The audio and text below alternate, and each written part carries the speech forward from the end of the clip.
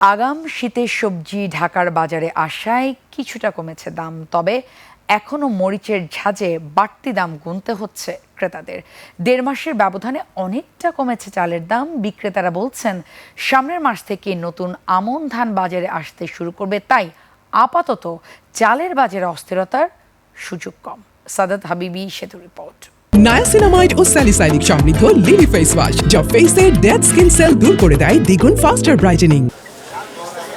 কয়েকদিন আগেও মোহাম্মদপুর বাজারে এমন একটি ফুলকপি বিক্রি হতো ১০০ টাকার উপরে, শুক্রবার বিক্রি হচ্ছে ৬০ টাকায়। ১ মাসের ব্যবধানে কেজিতে ২০ থেকে ৩০ টাকা পর্যন্ত কমেছে টমেটো, বেগুন, সিম আর মূলার দাম। তবে কাঁচা লঙ্কার ঝাঁজ এবার ভোগাচ্ছে ক্রেতাদের। এখনো কেজি প্রতি ২০০ টাকার উপরে কাঁচা মরিচের দাম। বাজারে পেঁপে সবচেয়ে সস্তা সবজি। ভেন্ডি আগে ছিল ১০০ টাকা কেজি, এখন ৮০ টাকা, ৭০ টাকা। পটল ছিল ১০০ টাকা, এখন ৭০ টাকা কেজি। ১০০ টাকা সবজি আছে, এখন চিচিঙ্গা হয়ে আছে, ঝিঙ্গে আছে ১০০ টাকার নিচে, মূলো আছে, মূলো সস্তা। আর হইলে এই ২০০ টাকা, ১৮০ টাকা এরকম। আলু ২০ টাকা, পেঁয়াজ দিলে ৮০ টাকা।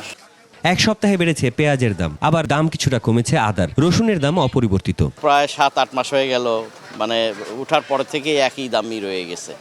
অন্যান্য তরকারির আপ ডাউন করে, কিন্তু পেঁয়াজ একই রয়ে গেছে। ১৪০ টাকা বেগুন কিনেছে আজকে, ১ কেজি না কিনলেই না বলে আমি কিনি না মহোদয়।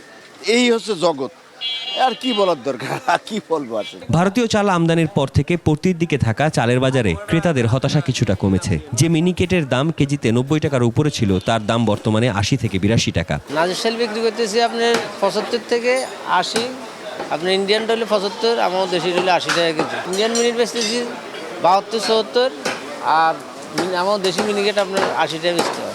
বাড়তি বাজার দেখা যায় না, নর্মাল বাজার দেখা যায়, মনে হয় বাড়বে না, কেন আমার তো নতুন ধান এখন নামবে, মাত্র ধান কাটা পড়ছে, কিছু কিছু কাটা পড়ছে, মনে হয় বাজার বাড়বে না। এক সপ্তাহের ব্যবধানে মাছের দামের খুব বেশি ওঠানামা দেখা যায়নি, তবে শুক্রবার বিবেচনায় বাজারে ক্রেতা সমাগম কম। ব্রয়লার মুরগি, খাসি আর গরুর মাংসের রেট অপরিবর্তিত রয়েছে। সাদাত হাবিবি সেতু, ২১ টেলিভিশন, ঢাকা।